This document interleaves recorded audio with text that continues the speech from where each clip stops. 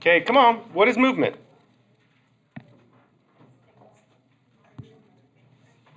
Okay, but that action potentials occur everywhere, so that is not movement.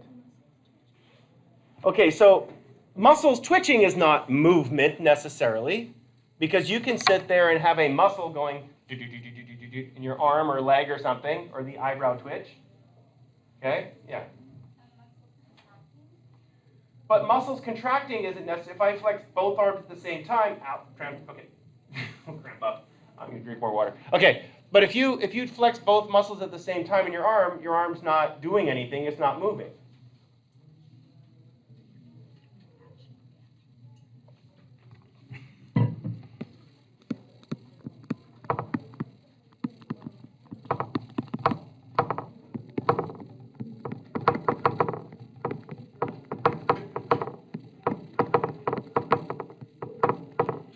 So this is getting to the next level of what you said. A movement is muscle contraction resulting in articulation of limbs. That is a behavior. Muscle movement, muscle contraction based on the articulation of limbs. So just going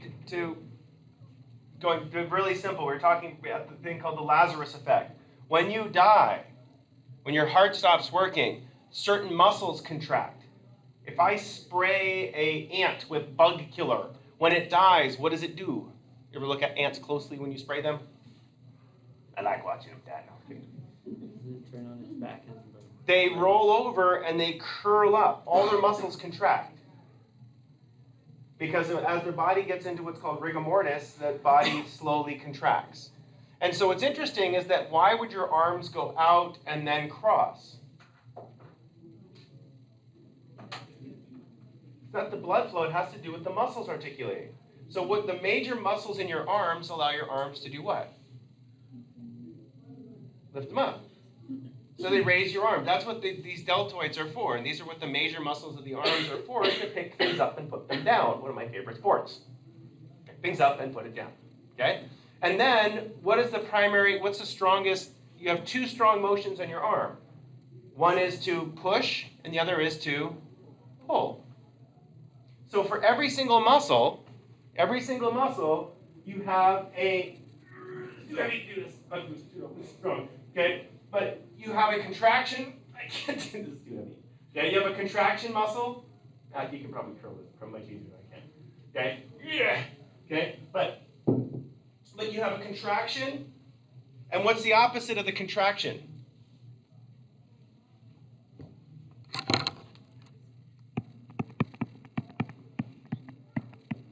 So they have things called a flexor contraction, right? When you contract the bicep, what does the arm do? The flexor, what does it do to my limb? Articulation of limb. What does it do to the angle? Shortens the angle. 180 degrees. Some weird people in here have those bendy elbows that go past 180 degrees. Anybody have a bendy elbow weirdness? My daughter does. So like she can go, arms go like this and go boink, and it goes like, somebody's got to have bendy elbows. Yeah, but they're still pretty flat. Some people can like really bow them out the weird way.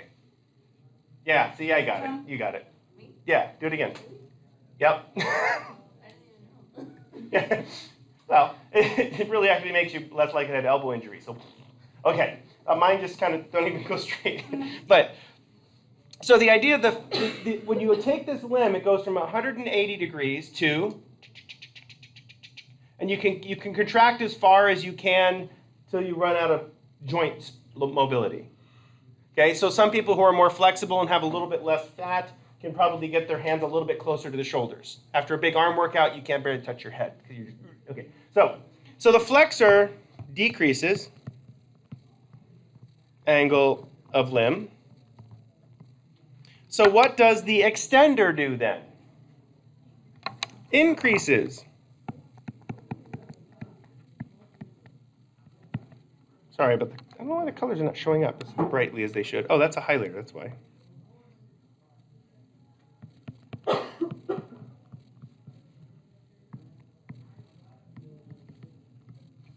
Okay, so this is very simple. There's a flexor. I'll use this hand this time. It's not as sore. I can't do it. Okay, the flexor, so what would be the extender? So I would, I can't do that. But if I hold it up here and then push it straight, this muscle gets heavy, gets the work. When I'm here, I'm flexing it this way, this muscle gets the work. So what about this? Sorry, it'll go away after a few. So what is that? What muscles are flexing in order to squat? So if I want to squat, I actually have to pull with my hamstrings. Because what does my hamstring do? Changes the articulation here. If I want to stand back up, what do I have to do? Crunch. Yeah, you get old. Okay. So I have to use my quadriceps in order to extend my knees. Okay? So it's a combination of flexing on the way down, and then flexing on the way back up. So when you look at every single joint, every single limb has a flexor and an extender attached to it. Now humans have these really cool things called hands. How on earth does that work? How many joints are involved with this? It's really complicated, isn't it? If you think about it, well, there's actually 2 bones inside your wrist. There's 2 bones inside your wrist. And if I flex the muscle here, it pulls articulates the joint this way and allows my wrist to turn. If I turn it this way, it allows the joint to turn this way. So the rotating part is these little muscles right here. And this muscle right here, I don't know what that one's called, the radius. This is the one, if anybody ever works with tools a lot, like screw driving things and everything else, this muscle right here gets completely, who's the cartoon character with the giant forearms? Popeye. What does he do for a living? He's a sailor. Okay? But the reason sailors have these really giant forearms is because they're generally pulling on ropes in the old days. And that grip, to grab, there's flexors along here that allow your fingers to contract. And then for your wrist to contract, it's all these muscles in through here. So the cool thing is that it's really kind of fun to think about that all your movement, everything that you do, including scratching your nose, is a series of flexors and extenders. So how do I contract a muscle? I know how to contract diseases. How do you contract muscles? Now you can say it. How do we contract a muscle? Yeah.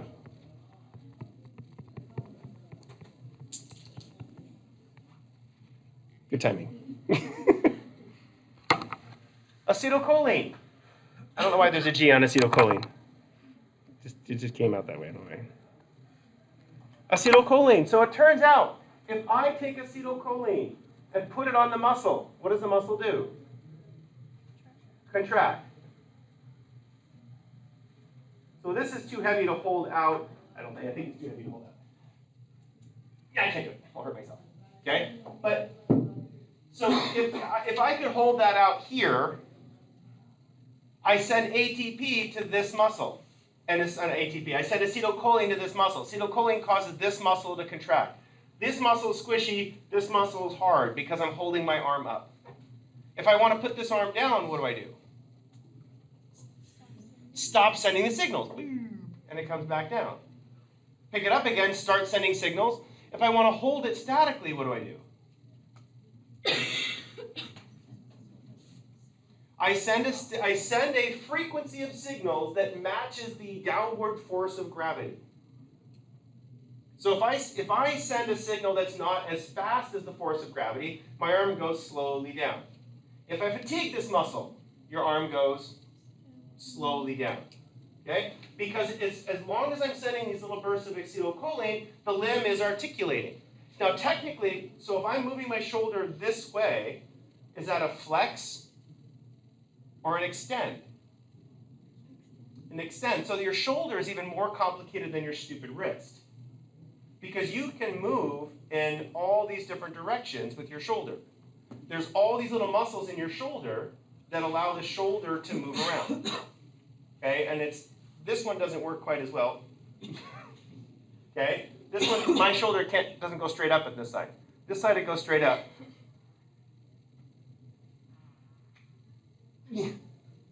That's all I get.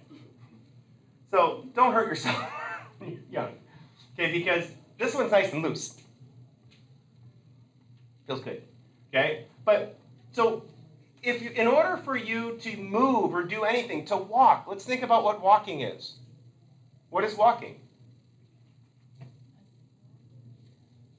Okay, no, you gotta narrow it down. So when I taught a semester of biology or human anatomy when I was teaching high school years ago, and we did what's a kinesiology lesson. That's kind of what you're getting right now in the short form.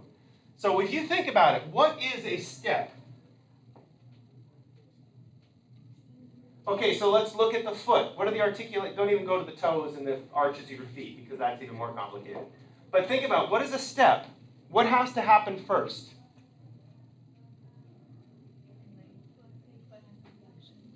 So you have to lean forward. So how do you lean forward? So this is so crazy. You try to think about this. How do I lean forward? Well, I actually relax my calf. So if you relax, what's holding you upright?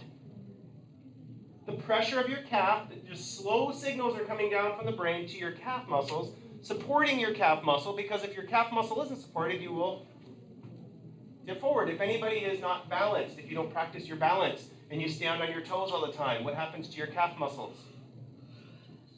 Or if you're wearing heels. No one's wearing heels today after spring break. Your calves get tight all the time because what are you constantly sending to them? Acetylcholine. So the muscles are constantly tight. And the problem when you shorten, like my hamstrings are chronically always tight. And so I did a very delicate with my skis and boink, pulled my hammy a little bit. And I didn't really pull it. It's just there's a knot in there. And so I had a physical therapist for a while where I keep pulling my hamstring in the same spot because there's got scar tissue in there. And she goes, you basically have to hump the roller because you have to roll like in there. Hi, sorry, that was awkward. Moving on. So, but you basically have to roll it out. It looks like you're, never mind. Okay. So the idea of articulating, so you have to think about it. Okay, step. I'm going to relax my calves, and then what do my calves do as soon as I start falling forward? They automatically do this. They automatically flex. So when you the acetylcholine is a go signal, okay? But then there's also GABA. What does GABA applied do? Relaxes. The GABA relaxes. So if I just lean forward, my calves will flex to keep me there, unless I want to step forward. If I step forward, what happens with my calf muscles? All of a sudden, my leg comes up. If my leg comes up, what muscle is, what limb is articulating? Here's the muscle. The hip. The hip articulates up, so I'm getting a flexion of my hip flexors. Flexion of hip flexors and a relaxation of my hamstring allows my leg, unless you're goose stepping, you just pick it up. And as you step forward, then when your weight comes down, what has to happen? Well, this calf is contracting. This one's nice and relaxed, because if this is contracting, that's weird. So this is relaxed. My quadricep has to flex. My hamstring has to relax until I get to here. Then my hamstring pulls to push my foot forward. What's crazy about this is that just walking alone requires hundreds of muscles, timed and coordinated properly. But how do the muscles flex? Acetylcholine. Just bursts of acetylcholine cause the muscles to shorten. Okay, so one of the reasons I like picking up things and putting them down, because it's very fun to me, is that there's something that's really important that you understand about how you move. What's the most important thing that you have to realize about moving? What's the most important thing that you need to know about moving?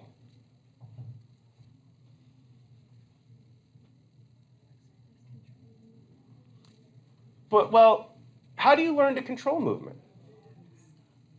How to stop moving? Yeah, no, I can't do that. I always keep going. What's the most important thing about movement? So I'm going to put control up here.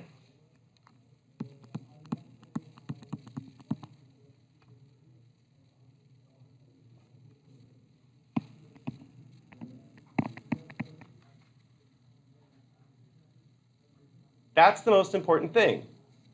So when William has a seizure, all of his muscles are getting acetylcholine. All of them. So if all of his muscles are getting acetylcholine, what happens? They all contract. They don't contract all at once. They kind of, I haven't seen you have a seizure. I mean, I was next door, but usually they contract in waves. So you got to kind of, because as the brain is seizing, it's putting a tremendous amount of energy down the motor pathways. The motor pathways are helping decide when to flex which muscle in which place. I had a student, Rosalind Johnson, I talked about her before, but she had cerebral palsy. She did not have motor programs. Key word.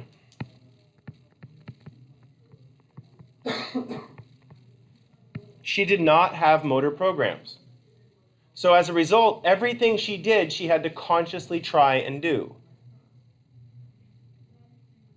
Now, what's really weird is she could barely talk. Well, she could talk fine, but her mouth didn't make the correct shapes when she was talking. So sometimes she would talk like this because her mouth would make the wrong shape at the wrong time. And she'd spit a lot, especially when she laughed. Sorry. Spat on you. Okay? But why? Because and she said, oh, sneezing's just right out. If I'm going to have to sneeze, it's just all over. Because it's just, whatever comes out. Because she can't like go, got that. It just, it's everywhere, yes. And you've worked with these kids before. So she does have a hanky that she carries with her because she drools. You don't think about all the tiny little muscles around your face, but the muscles in your face don't articulate limbs. So they're a little bit different. So your muscles in your lips are different than the muscles in your body. Muscles in your lips are much more like smooth muscles. Smooth muscles are much more, they're not jerky contraction, they're slow contraction. Okay, and you have other smooth muscles in various parts of your anatomy as well. But, anyway, so we're going to get back to this with motor programs. All your movements are is a series of flexing and contracting, flexing and contracting. The problem is that flexing and contracting by itself does not produce behavior. Anybody have just a random twitch? My wife did that last night when she was falling asleep. She's got a million things going on in her poor principal life right now, so she's super stressed and super busy. So as soon as she fell asleep, she had a big old spasm. The dog's like, ah! What was that? And our dog will do that too sometimes. She'll just go, you kind of look at her, she looks up, what was that? What's going on? And goes back to sleep. But what is that spasm? Well, okay, let's think about what stress. No, it is caused by stress. Yeah, and it's we jolt, right? What you call them. Okay, what it is, it's as you are relaxing, there's a part of your brain called the basal ganglia. We talked about this with the Tourette's hero, right? And so what it does is the basal ganglia suppresses motor programs. Suppresses motor programs. Because you want to have all your motor programs ready to go. You want to have your ninja skills properly ready to go. So it suppresses all these motor programs. But when you're going to sleep, some of the suppression goes away. Is anybody a restless leg person when they sleep? You like become a cricket when you're sleeping. And then if you have to sleep nearby somebody who's a cricket, it's irritating because the person's like, will you stop moving? You can't, is it conscious or unconscious? It's unconscious. You're doing it right now. Okay. So, but what happens is that motor program, as you're falling asleep, as your consciousness goes, the motor program can just cricket away. Yeah, my wife used to do that all the time. She used to rub her feet together as she was sleeping. It's like, I could maybe, sell electricity off of her maybe if it's really dry out. Okay, but so the idea of these motor programs is a pattern of flexors and extenders, a pattern that develops to do this. So what's the most important thing that you need to learn to be a long-standing, healthy person with your motor programs?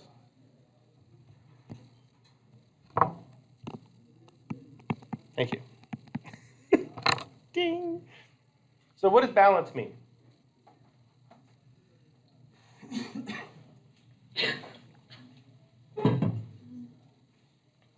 Come on, what's balance? So this is too heavy for me to just arm curl. I mean, I did it like 3 times. I don't think I can probably do it anymore. It weighs 45 pounds. It's not really that heavy. So is it important to be able to curl lots and lots of weight?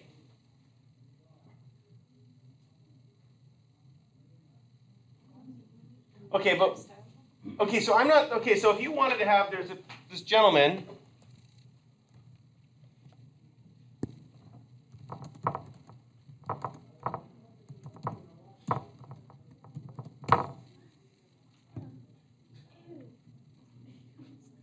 I like this picture. This is where he's being arraigned for drug use.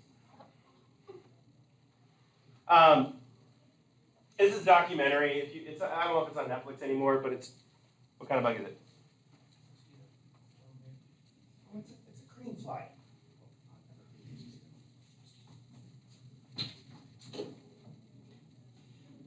Terrible flies. Okay. I put them in my son's room. They're carnivores. They don't bite. They bite other bugs. Okay, so this is a really funny documentary. Basically, this guy wanted to break the world record for biceps. And so what he was doing, that's where he pulled his bicep. What he was doing was he was injecting his biceps directly with a chemical called clenbuterol that causes his muscles to swell up to try to get the largest biceps possible. Okay, so is it... That's photoshopped. Okay, but is it normal? Why not? Well, this is not healthy. This is not balanced. And so, because what ended up happening is he ended up getting a hematoma in one, and if you watch the documentary, he actually sticks a big needle into it and drains the hematoma. Otherwise, the man's arms exploded because it would have swollen up to the point where it'll burst through. Yeah, it's pretty gnarly. But again, it's about winning. Okay, so one of the reasons I brought this thing in here is that if you want to work out and get fit, does fit look like that guy? What does fit look like?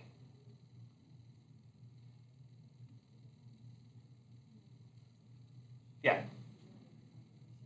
It's going to be different for every single person. What fit means is that, as far as from a health psychology point of view, it's about balance. Being fit is about being balanced, and that's why if you look at different body shapes, there's always the Instagram body shape. Ignore that, okay? Because what is Instagram body shape? They're all the same.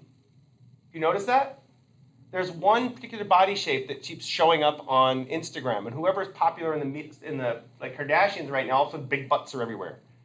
And then when big butts go out of fashion, all the butt implant people are like, oh, no, I can't buy jeans. Okay, we saw a lady with a butt implant. We're at the water park, and we all get. It was like a really bad butt implant too. It was like. And my friend Terry was there. I'm like, Terry, is that right? She's like, oh my God. Anyway, but because when you get something that's too big for your frame, what happens? It throws things. It throws things out of balance. And a lot of, if you look at the standard older white male, what do most of us have? And I have one too, and I don't want one. It's not a beer belly. That's the problem. A gut. Belly fat. Yeah, it's just, yeah, well, but the difference is that when if you see someone like our size that has a stomach, that's because we're kind of big people. But if you see a skinny person like him with a big gut, what does that say? Something's wrong. That means that, like, if I eat too many fatty foods, or if I eat too many almonds or too much, like, walnuts or something, my stomach goes boop, and it looks like I'm pregnant. And well, it's bloating because my gallbladder can't handle all the fats, and so my stomach fills up with water. Why is that bad? Not my stomach, my peritoneal cavity. If I have more than a beer, whoop, my stomach bloats out. Why is that bad? I really miss the crazy milk. It is so good.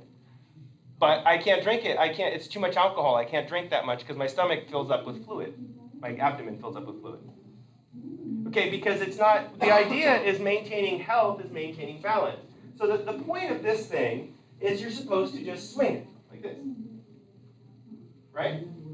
So the nice thing about this is, my ring on it kind of hurts. Okay? What muscles am I using to do this? Everything. And so when you am I swinging it just with my lower back? It's just fun. I could do that all day. Because some people go, okay, let me try this. Like, oh. But so when you pick it up, what's my back doing?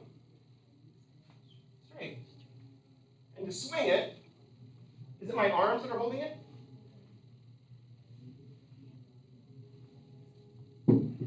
Actually, you out of breath just by doing that. It's awesome. Okay? But what that is that's using all of your muscles in your body to do that.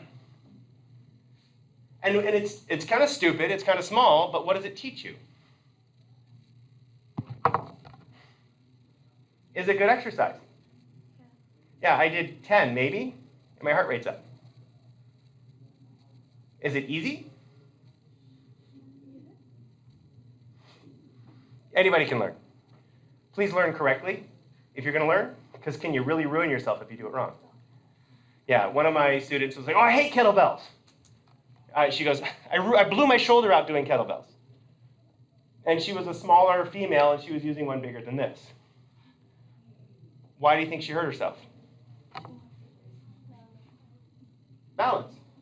Okay, so like one of my favorite exercises is called the snatch. Balance. Okay. So this is, no, it's just crunchy. Fine, I didn't warm up. It hurts with my left arm because my ring's on.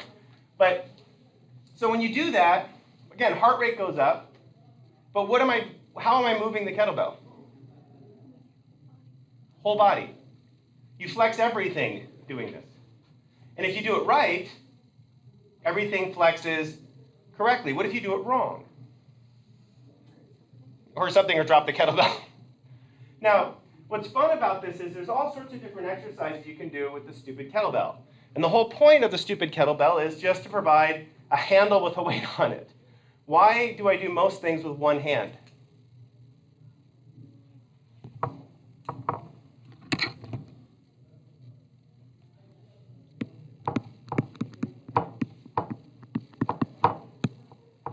Why generally lift weights with just one hand? Think about balance. If I pick this up when I carried this in from my car, what muscles have to contract in order for me to hold this up? My hand and my forearm. What else? This part of my shoulder. I can hold it back. You're supposed to keep your shoulders back when you do this. Don't let it roll forward, but okay, pull back. Farmer carry. I think this is called a suitcase anyway. So walking, but what else has to flex? I can actually feel it getting tired right now. Well, if you keep your shoulder back, it hurts your abs. But if you roll your shoulder forward, it hurts your back. A little different, but this. Squishy. Not squishy. Squishy. Not squishy. Okay. So when I stand normally, not squishy. Well, both kind of equally squishy. But when I'm holding the kettlebell on this side's not squishy, this side's squishy. So let's think about the pathways. What side of my brain, okay, what side of my brain controls my right side of the body? Okay, so here's the, let's see, make sure this is, let me go the other way so it's relative to y'all.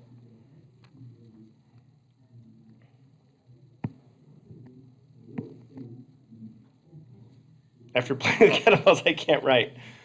How come it's hard to write after picking that up for a few minutes? Not tired, it's just full of blood. And once you fill up a muscle with blood, they get much stronger, but what happens to the dexterity? Goes down. Anybody ever get the hand cramp when trying to write? You're like, oh no. So anybody know how to fix that? Well, yeah, just do that. Shake your hand out like this. Because what it does is when you move your arm like this, it forces more blood down in there, which flushes the old blood out and gets rid of the lactic acid. And then doing this works really well too. Just to get it loosened up again. Okay, here's my left and right hemisphere. We're going to go up into the brain a little bit in a few minutes. But so now, my left part of my brain goes down and controls my right hand.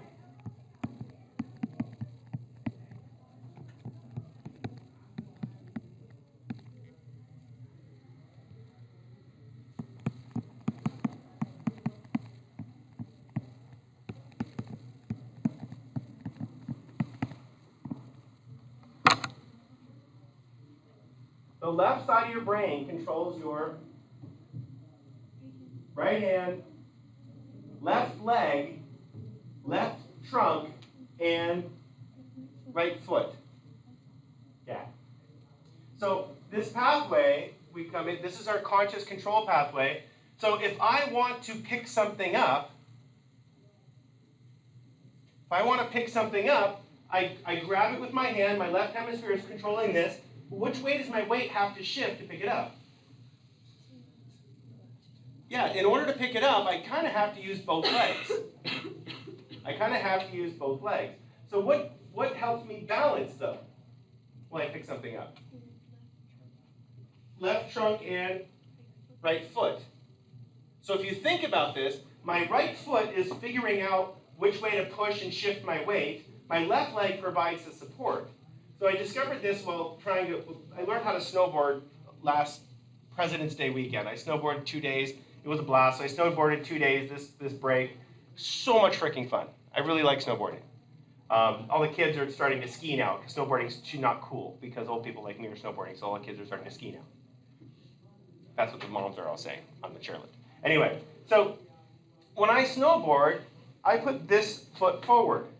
Where's your weight? On my left leg. Because I am right-handed, which leg is generally the strongest? Left leg is generally the strongest.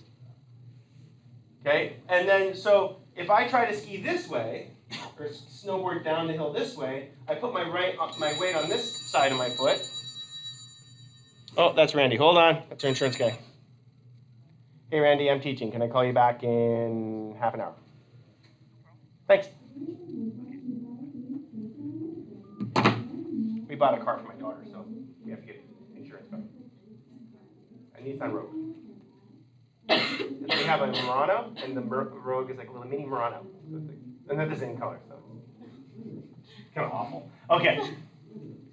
She had to drive the van today. She's like, I don't want to drive the van. I'm like, you don't get to drive your car until you prove that you cannot smash into things with the van.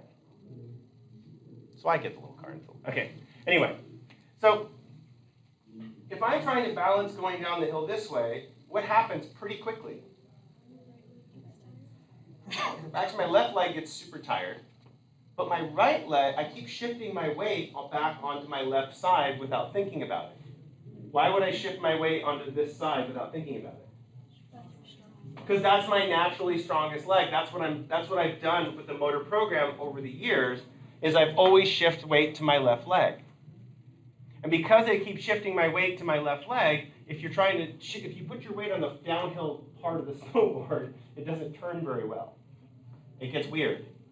And it's really hard to tell your brain not to shift your weight. Why is it important to practice doing things left-handed and right-handed?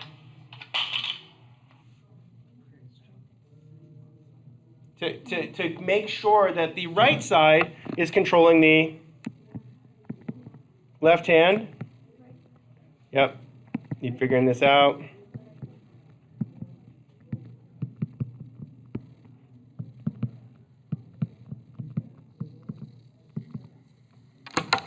What's crazy about this is you never realize this, you never pay attention to this until you hurt yourself. Has anybody ever pulled their calf or hurt an ab muscle? Pulling an ab is epic. You should really try that sometime. You realize how often you use your stomach muscles. Ooh, if you're a female, have a C-section. You realize, holy crap, you need those. But yeah. Is it left trunk or right trunk? I'm sorry. My bad. Okay. So one of the exercises that we do, it's relatively stupid. I don't know if there's enough room in here for me to do it, but it's called a Turkish get-up. Okay, so I'm not sure who invented this. I don't know if the Turks did or not, but so watch.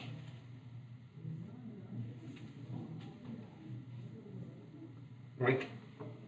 Crunch, snap, crack. It's like 3D in the front row.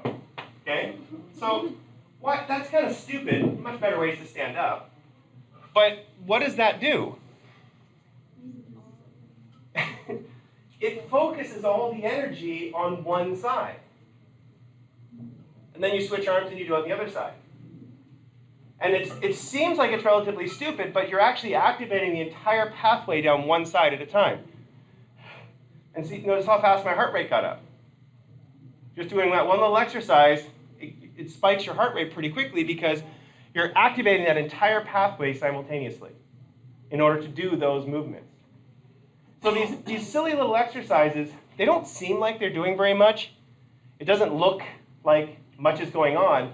But by activating the pathways in the proper sequence, that's what makes your body more strong and more fit. What's the problem with just doing lots of heavy squats? I like heavy squats, but what's the problem with just doing lots of heavy squats? Say it louder. It focuses specifically on quadriceps and your butt.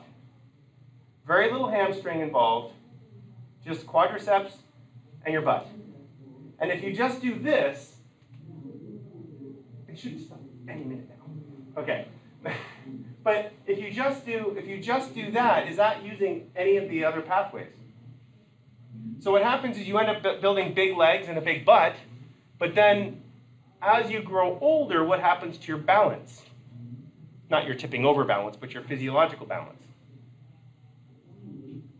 It goes down. So because I like riding my bicycle a lot, the biggest problem with riding a bicycle a lot, it is predominantly quadricep. If you look at a lot of professional cyclists, hold on.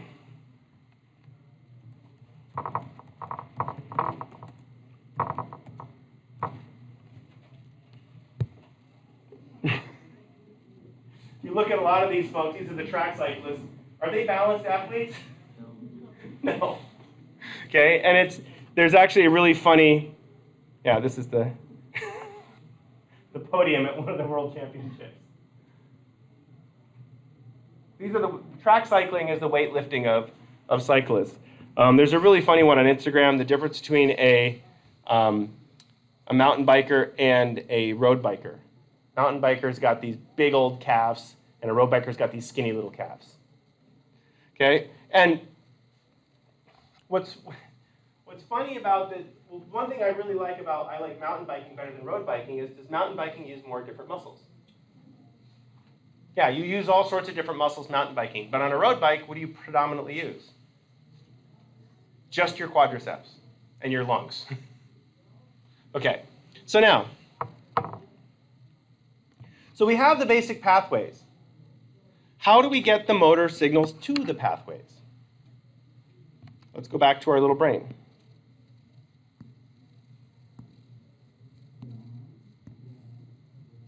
Okay, so now, let's see. Do you want to go work from the bottom up or the top down? What would you prefer? We've been kind of going bottom up at this point, so we can keep going bottom up if you want to. Okay, so down inside the medulla, You have what's called pyramid cells.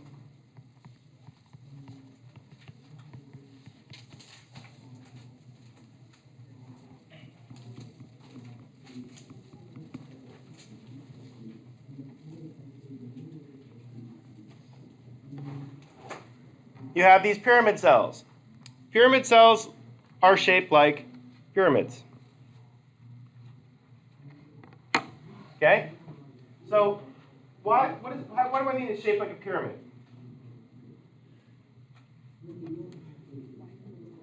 They're wide at the top and pointy at the bottom. So what the pyramid cells in the medulla do is collect the motor information coming from here and activate the pathways coming down the spinal cord. So the pyramid cells in the medulla collect the motor information and activate them coming down to the spinal cord. Why do you think they collect a lot of information? What kind of information would this pyramid cell be collecting? This is activating the muscles down the spinal cord. Well, the motor programs are coming from up here. Actually, the motor program is in this area right here. But we'll get there in a little bit. Okay, but so if the information is coming down, this is the cell that's going to say, okay, I'm going to flex this muscle. To get the information, they have to make the decision on should I flex this muscle or not. To make the decision, you have some people saying, you know, you shouldn't flex the muscle. Maybe you should flex the muscle. Don't flex it too much. Hey, there's someone over there. Why don't you wait for a second before you flex it? So what's happening is it's consolidating all the different motor messages to get down to a particular group. Think about if I were to teach one of you to how to do a kettlebell swing. How do you figure it out? I wouldn't use one this heavy to teach someone to do it. But how would you figure it out? Okay, so watching you program the visual cortex. By watching it, can you program a motor program by watching somebody do something? Yeah, in the behaviorism class, a couple of students watched somebody else casting a fly rod yesterday, and 2 of them were successful in casting the fly rod after watching someone do it. The first people that tried were not nearly as successful as each successive group of people trying, because they've already established some sort of motor program. So the pyramid cells are collecting this motor program information, but they're filtering it out so it goes into the actual muscle contractions. The pyramid cells receive information from the cerebellum.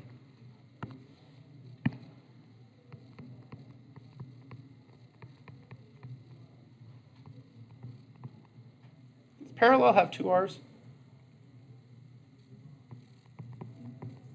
Parallel. Parallel else. Parallel, okay.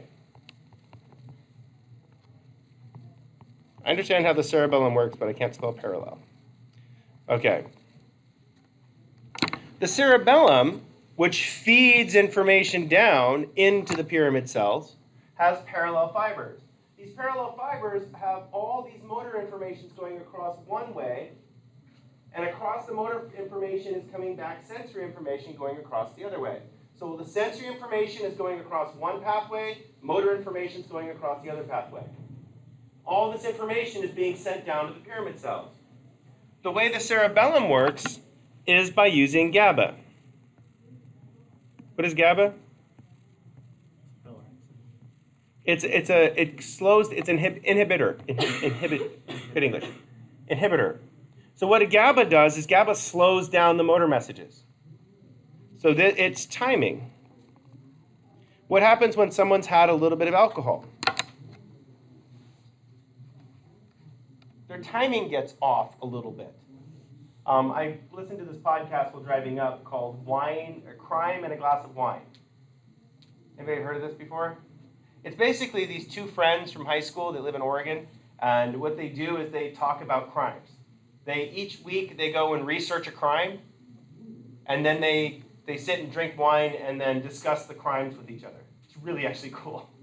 So I was bored driving up at night Wednesday, so I listened to 3 or 4 episodes of it.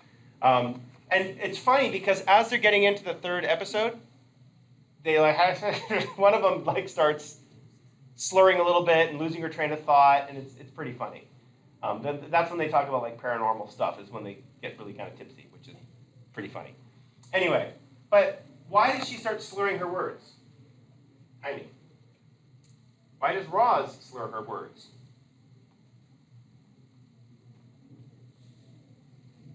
But so think about it. If you want to say a word like onomatopoeic, onomatopoeic is a word that sounds like it says like smash or splat or sneeze. It sounds like what it is. Okay, so if you want to say that word, does it make you have to close your mouth at the right times, move your tongue at the right times in order to say a complicated word? Onomatopoeic. Otherwise, it's onomatopoeic. Right? So what happens is the GABA has to time all those little teeny sequences of muscles in order to get the sequence out just in the right pattern so that the information comes out perfectly smoothly. So the motor program comes down. Here's the word, bleh. I have a problem that I talk too fast, especially when I'm nervous. I talk faster. Sorry. Yeah, and the more nervous and stressed I get, the faster and more mumbly I talk. Like I was trying to deal with car shopping yesterday, and the lady was like, "Oh, what's your phone number?" I'm like, "What was that?" Sorry. And it's like, especially if I'm driving and trying to. I'm at work and we have to speak over a walkie, and they're like, and I see that they're like, "What?" Jasmine, speak clear. I have to work on it. I know, it's hard. I'm very bad, especially my father-in-law is a very intimidating guy. I love him dearly. I've known him longer than my wife, but still, when he's like grilling me about something, I get all nervous. It's awesome. Okay. So the idea of the cerebellum is taking this motor program and then coordinating it with something. Coordinating it with. Why did I take a step back when I did the first snatch with this thing? Because I felt my balance being a little. I usually work out barefoot, and so these shoes are not good for weightlifting. These shoes are Nike Frees. They're very fun because they're very bendy and squishy. I like them a lot for stomping around all day in. But why are they bad for weightlifting? Actually, I don't. I need less squish. I don't want support when weightlifting. I want bare feet when I weightlift. Why do you want bare feet? So, well, if I'm picking something up, I want to have the feedback from the ground. Feedback from the ground so that I can know if I'm in balance or not. When I'm doing a squat, I squat barefoot because I want to know whether my balance is good. If my shoes are on, my balance can be quite a bit off, and my feet still feel the bottom of my shoe exactly the same. Shoes mess up your balance. And flops, sadly, mess up your feet. I love flops. I wore them all day yesterday. But flip-flops are terrible for your feet because what happens is when you step, in order for you to step properly, you crunch your toes. So every step, you're crunching your toes, as opposed to what should your toes be doing when you step? Splaying. Especially my foot on this, I tore my arch on this foot, and from wearing flip-flops. Anyway, and so when I step, the three toes on my left foot go boink to the side because the tendon's not attached to them anymore. So like when I'm walking across out of the pool, like there's weird toes sticking on one side. My wife's like, "What's wrong with you?" Like, shut up. Okay, what was your question? Sorry. Yeah.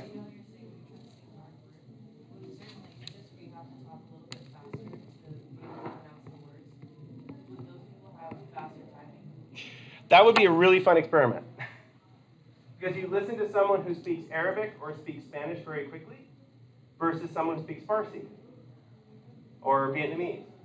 If you listen to people speaking Vietnamese, they speak generally, the sounds that they make are longer.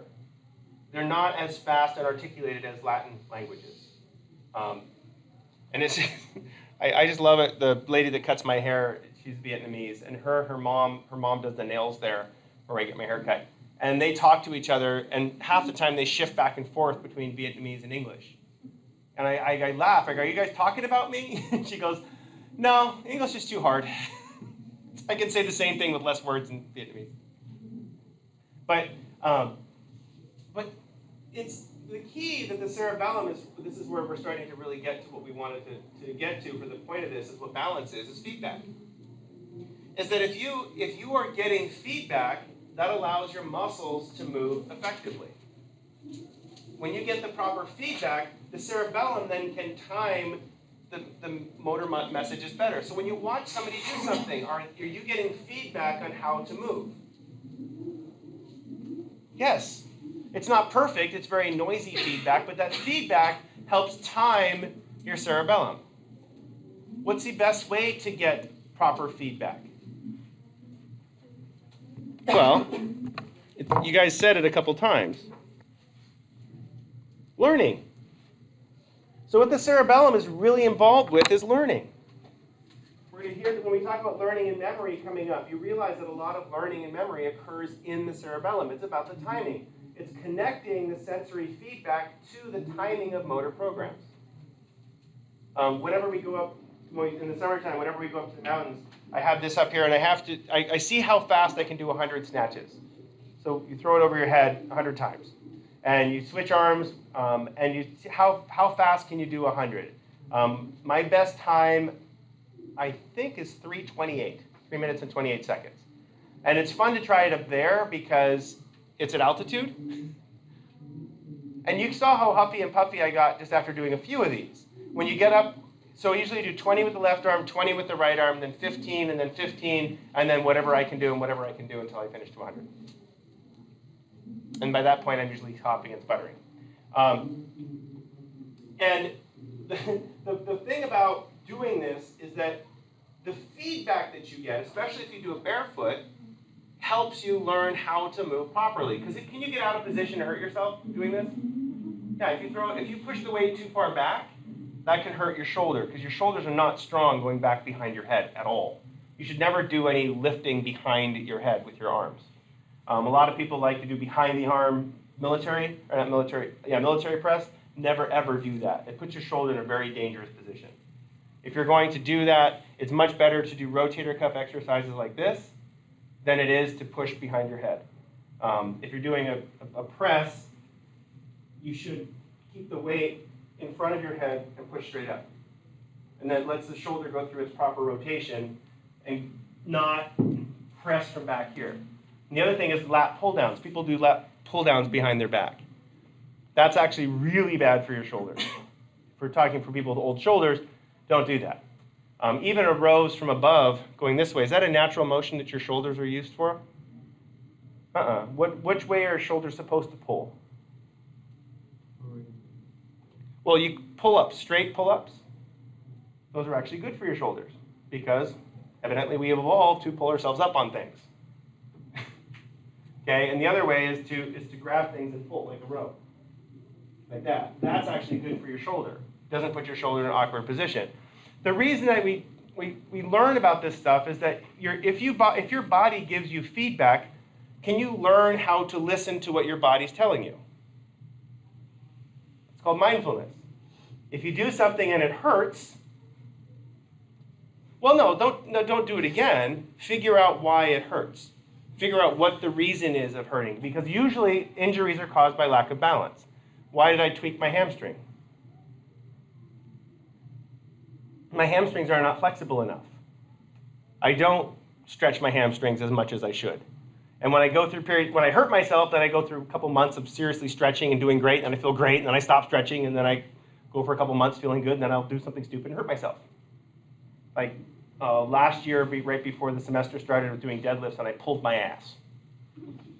Doink! Ooh! There it is. And it was so awful because everything was fine, and I was out surfing, fell off the surfboard. Doink! Oh, there it is again. So, stupid. It's actually my piriformis, not my butt, but whatever. It's still more funny to say pulled my ass. Okay, yeah. It's bad if you've never run barefoot to go and run down the street barefoot. That's bad. But there's a really great book called Ready to Run. And he basically talks about it's like anything, you have to work up to it. If you just kick the running shoes and start running barefoot, you're going to hurt yourself.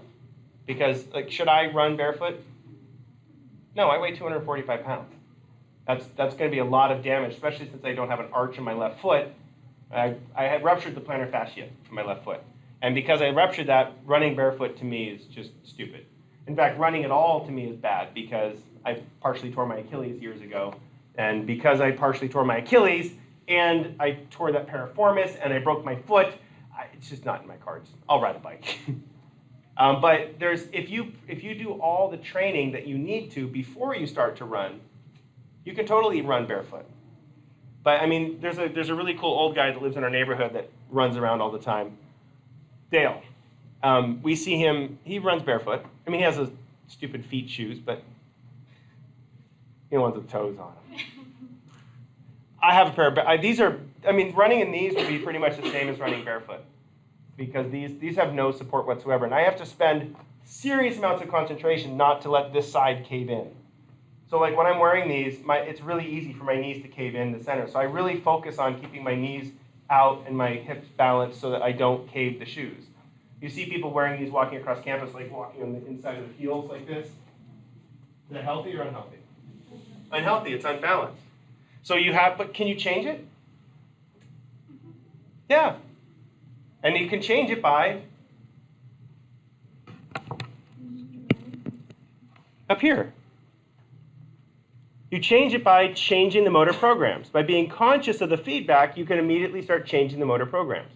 And that's why with your ears, why it's important to have the hearing aids, is because the feedback that you get trains your brain in order to learn about the feedback. And so the more you wear the hearing aids and the more you get fixed in there, the better you can hear. It's not that you're physically hearing better. It's just your brain is going, okay, I got it. That's what that sound is. And it learns what the sounds are. The same thing with glasses. If you're not used to looking at things in detail, you don't see the detail. You notice that you're not seeing the detail. Now, if you're used to not wearing your glasses, you don't notice that the world's blurry. Because you get used to it. That's why when the doctor said, we're not going to tell you how bad your ears are, just we'll fix them. Because if you don't notice, you won't know. Anyway, so let's get back to the movement then. So where does the information go from the cerebellum? Oh, I didn't want to do that. Okay. I'm going to zoom back in pretty deeply here.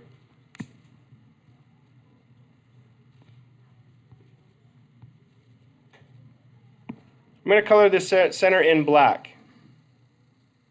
Why would I color a center of the brain black?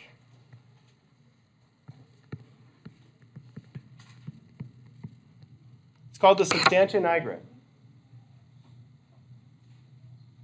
Substantia nigra is it's in the pons, right at the top of the pons, substantia nigra. Why do you think it's called nigra?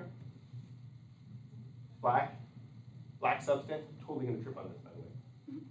Didn't see it there when I stepped over. I saw it right out of my eye. Okay.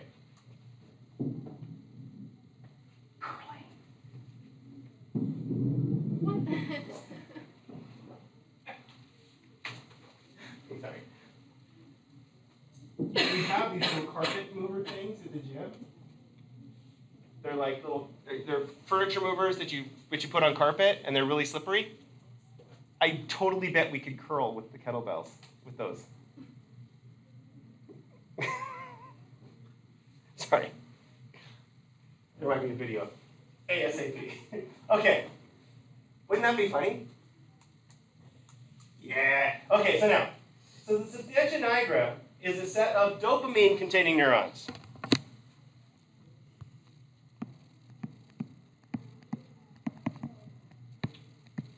Dopamine-containing neurons. Dopamine is an IPSP.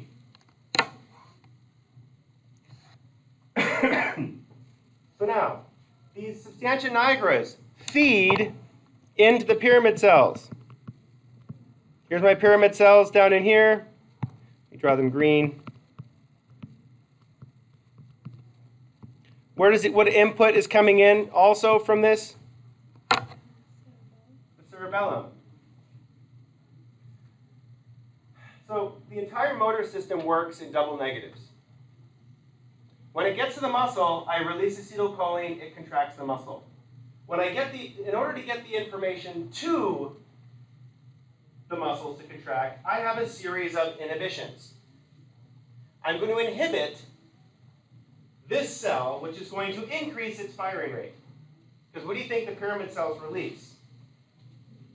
Do you think they release acetylcholine or they release an inhibitor? Inhibitor. So David's not here to be a bipolar cell, but if I inhibit a cell that's normally inhibiting, the ganglion cells send the message down. So in order to initiate a motor movement, what do I have to do? In order to start a motor movement, I have to stop inhibiting the motor movement. Okay, 2 minutes left, so then we'll start with this next class. Motor program comes down.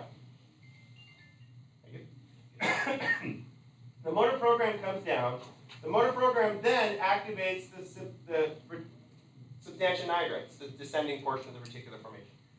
The substantia nigra. The substantia nigra stops inhibiting the motor cells. The motor cells cause the muscles to contract. Right? And there's a bunch of spinal nerves along the way too. Then there's pain receptors and all sorts of neat stuff that's in between here as well. Not there now. Okay. So what's the cerebellum doing at the same time?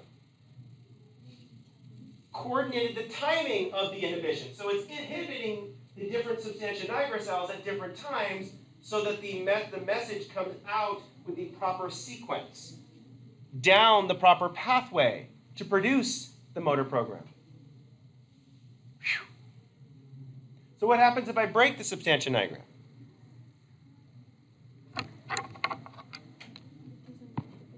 It doesn't inhibit. And so there's something in here that can damage this called Parkinson's disease. If I damage the dopamine cells in the substantia nigra, what happens to motor movements? Well, eventually they cease to exist, but when the person first starts getting Parkinson's, they have tremors. In other words, the motor signals are getting there, but they're not getting there all the way. Yeah, so we call it a shuffled gait. One of the homeless guys in our neighborhood is probably Alcohol-Korsakoff's, but he walks like this. Is that a normal walking gait? And then the other one is that you see is they start walking like this. An exaggerated stepping gait as they're walking. And it looks like they're Ministry of Fancy or Silly Walks if you're a Monty Python fan. But what that is that their brain, when you're doing the walking gait like this, when you're way back, that's damage to the basal ganglia. That's up higher. The inability to pick up your feet. Because what's missing? The movement of the jaw and the mouth. And they don't notice that they're drooling. And I mentioned this before. My neighbor Pete's grandfather had a little kid harness on because he just started doing this. And as soon as he got to the tipping point, he'd go, uh-oh, here I go, I'm going. So his consciousness was fully aware of it, but what couldn't he do? He couldn't just flex his lower back and right himself because the cerebellum is like, stand up! And the motor signals are going and just not getting through that damaged substantia nigra.